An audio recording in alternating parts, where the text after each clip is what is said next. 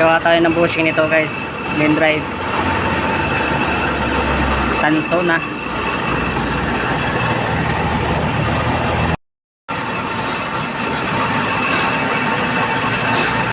Yes, tapos ko na yung bushing.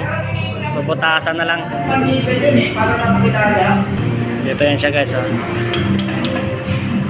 Tapos dito rin yung isa. Yan, bubutasan na lang yan.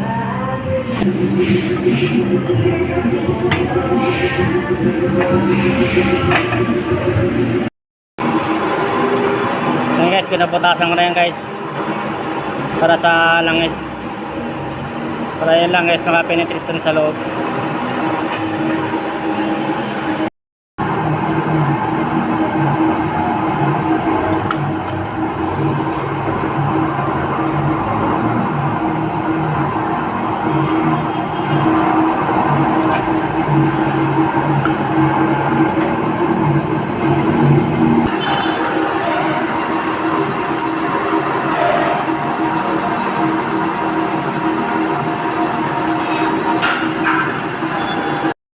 Ito na.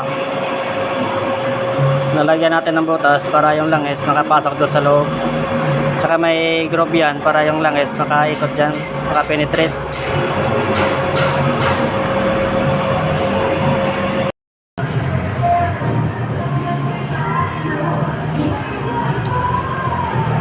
Ito na siya guys. Pasok natin guys.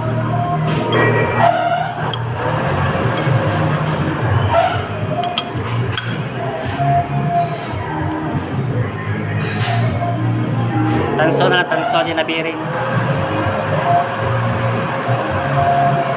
Tanso.